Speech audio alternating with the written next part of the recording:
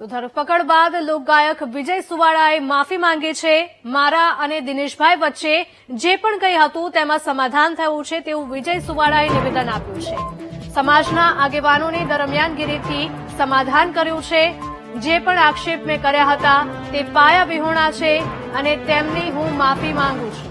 ભાજપ નેતા દિનેશ દેસાઈની ફરિયાદના આધારે ઓઢવ પોલીસે ધરપકડ કરી હતી। વિજય સુવાળા હાજર થતા ઓઢવ પોલીસે ગઈકાલે ધરપકડ કરી હતી।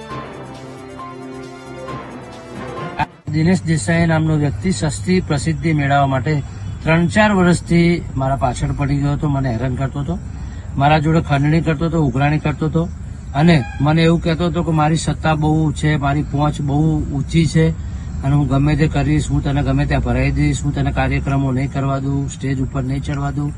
આ બધું એનું કરવા પાછળનું માત્ર એક જ કારણ છે કે અમારી સમાજની દીકરીઓને એ અવારનવાર હેરાન કરતો હતો, જેની ફરિયાદો 5 થી 6 મારા જોડે આવી, જે વિશે અમે સામાજિક કાર્યકરો એના ત્યાં મોકલ્યા।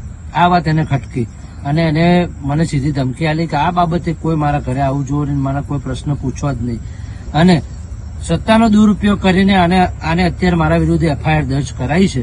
પણ મિત્રો, સમય અને સંજોગ જ્યારે પણ બનશે, હું લોકોને કહું છું કે આ મેટરમાં હું કોઈ ઇન્ટરફિયર હતો નહીં, હું હાજર નહોતો નહીં, માત્ર ખોટી ને ખોટી એફઆઈઆર દર્જ કરાઈ છે। આજ રોજ હું વિજય સુવાળા તારીખ 28/8/2024 ના રોજ આપ સૌને જણાવું છું કે છેલ્લા 10 દિવસથી મારા અને દિનેશભાઈ અડીસણા પરા વચ્ચે જે પણ વાદ વિવાદ ચાલતા હતા તેના સમાજના વડીલો અને અગ્રણીઓ ભેગા મળીને સુખદ સમાધાન લાવી દીધેલ છે। તો સમાજના અગ્રણીઓના માન ખાતર અને એમના કહેવાથી ખાસ અમારા ભાઈના ઉપર જે પણ આક્ષેપો મેં કર્યા હતા તે પાયા વિહોણા છે। તે બાબતે હું દિનેશભાઈને દિલગીરી વ્યક્ત કરું છું। તો આ બાબતે કોઈ આગળ વધારવી નહીં।